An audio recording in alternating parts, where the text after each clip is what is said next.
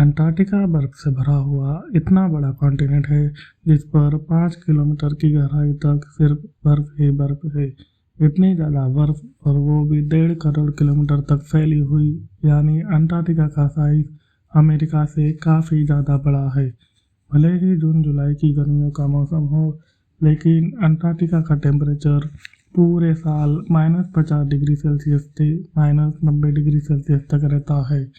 इसी सही तरीन ठंड की वजह से ही यहाँ की ज़िंदगी की उम्मीद बहुत ही कम है। लेकिन उसके बावजूद पूरे अंटार्कटिका में 400 से भी ज़्यादा लेक डिस्कवर हो चुकी है, जो कि बर्फ़ के लेयर के नीचे छुपी हुई है। अंटार्कटिका में ना ही कोई टाइम जोन फॉलो होता है और ना ही यहाँ किसी कंट्री का कब्जा है। अंटार्कटिका में सिर्फ 2 एटीएम मशीन लगी हुई है। कई लोगों का मानना है कि अंटार्कटिका के बर्फ के नीचे कई राज छुपे हुए हैं। कुछ का तो यह भी मानना है कि बर्फ के ढके हुए इस मिस्टीरियस कॉन्टिनेंट के नीचे अलग ही दुनिया बसती है, जहाँ एलियंस का राज है। लेकिन रिसर्चर्स और archaeologist in mysterious last continent के पोशीदा राज्यों को फाश करने के लिए दिन रात मेहनत कर रहे हैं। इन्होंने यहाँ चंद ऐसी चीज़ें भी तलाश की है जिनको देखकर साइंस भी हैरान रह जाती है। और आज आप देखेंगे अंटार्कटिका की बर्फ़ के अंदर से मिलने वाली यह चंद हैरत अंगेज चीज़ें। तो आइए शुरू करते हैं। नंबर 1, 2009 में एक डिस्कवरी ने रिसर्चर्स के रोंगटे खड़े कर दिए जब अंटार्कटिका की बर्फ़ के अंदर से बिल्ली का ढांचा मिला। लेकिन इसमें हैरान करने वाली बात यह नहीं थी कि ढांचा बिल्ली का है, बल्कि हैरान करने वाली बात ये थी कि यह ढांचा जिस बिल्ली का है वह आम बिल्ली नहीं, बल्कि अंडे देने वाली बिल्ली थी।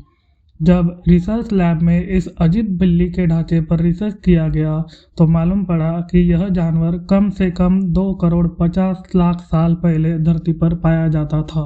2014 में आर्कियोलॉजिस्ट को अंटार्कटिका से इंतहाई हैरान कर देने वाली इंसानी खोपड़ियाँ मिली। पहली हैरानी की बात यह थी कि अंटार्कटिका में यह मिलने वाली पहली इंसानी खोपड़ियाँ थी।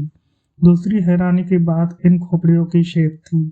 जी हाँ, नॉर्मल खोपड़ियों के मुकाबले यह खोपड़ियाँ काफ़ी अलग दिखती थी, क्योंकि इनके सर ज़रूरत से ज़्यादा बाहर निकले हुए थे। साइंटिस्ट का मानना था कि खोपड़ियों की ऐसी शक्ल बचपन से ही अजीब आदतों की वजह से बनती है, और यह आदतें हजारों साल पहले एंशियंट सिविलाइजेशन में अपनाई जाती थी। इस तरह की खोपड़ियाँ आर्कियोलॉजिस्ट को इजिप्ट और पेरू से भी मिल चुकी है। तभी उनको यही शक है कि शायद हजारों साल पहले अंटार्कटिका में भी लोग बसते थे और उनका कुछ ना कुछ रिलेशन एंशियंट इजिप्ट सिविलाइजेशन से ज़रूर होता होगा। नंबर 3, पिछले 50 सालों के दौरान अंटार्कटिका से 10,000 से भी ज़्यादा मेटेराइट्स मिल चुके हैं।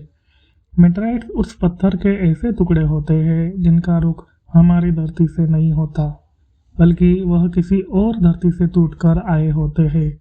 साइंस का मानना है कि मिलने वाले मेटेराइट्स में से एक करीब 7 लाख साल से भी ज़्यादा पुराने हैं।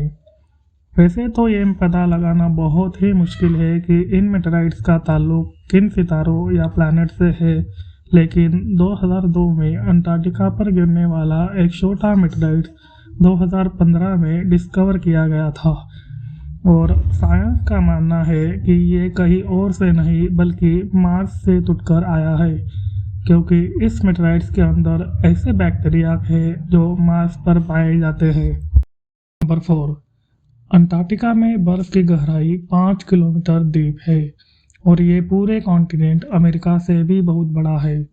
लेकिन साइंटिस्ट को यहाँ से बहुत कुछ ऐसे सबूत मिले हैं जिनको देखकर यह अंदाज़ा लगाया जाता है कि लाखों साल पहले यह जगह रहने के काबिल हुआ करती थी। जी हाँ, 1980 से कई आर्कियोलॉजिस्ट को यहाँ से डायनासोर और मोसासौर के ढांचे मिल चुके हैं। इन ढांचों की साइज 36 फीट बताई जाती है, जो तकरीबन एक ट्रिपल स्टोरी बिल्डिंग के बराबर बनती है। जब हड्डियों के इन ढांचों पर रिसर्च किया गया तो मालूम पड़ा कि यह कम से कम 70 लाख साल पुराने हैं। तभी यह अंदाज़ा लगाया जाता है कि 70 लाख साल पहले तक अंटार्कटिका का टेम्परेचर रहने के काबिल था और शायद तब ये पहाड़ गहरी बर्फ से नहीं बल्कि ग्रीनरी से ढके हुए होंगे।